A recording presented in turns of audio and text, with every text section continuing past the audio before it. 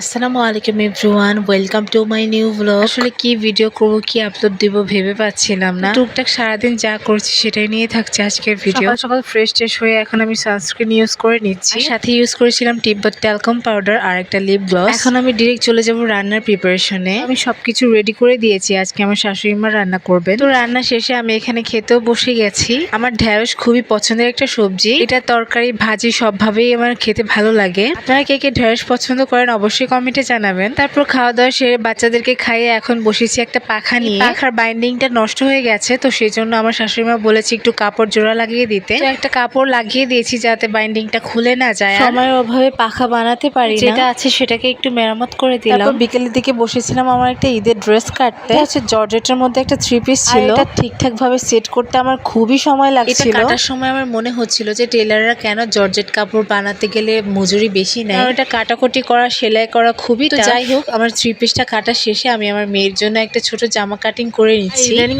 এত বেশি ইলেকট্রিসিটি চলে যাচ্ছে কি বলবো। বিকেলের দিকে ফ্রিজ খুলে দেখি একটু মিষ্টি রয়েছে, তো সেটাই খেয়ে নিচ্ছিলাম। সন্ধ্যার দিকে আমরা মুরগির ঝোল দিয়ে একটু মুড়ি মেখেছিলাম। মাংসের ঝোল দিয়ে মুড়ি মাখালে ভালোই লাগে খেতে, আর এই লোডশেডিং এ মুড়ি মাখা খেতে ভালোই লাগছিল। আমরা রাতে আর কিছুই খাইনি, মুড়ি মাখা দিয়েই আমাদের ডিনার করে নিয়েছিলাম। আমার হাজবেন্ড একটা লেবুর শরবত বানায়, ঠান্ডা ঠান্ডা লেবুর শরবতটা খেতে ভালোই লাগছিল, একদম দোকানের মতো হয়েছিল। লেবুর শরবত আমার বরাবরই খুব পছন্দের একটা শরবত। তো আজকের ভিডিওটা এই পর্যন্তই। সবার কেমন লেগেছে অবশ্যই কমেন্টে জানাবেন। দেখা হবে অন্য কোনো ভিডিওতে, সেই পর্যন্ত সবাই ভালো থাকবেন। আল্লাহ হাফেজ।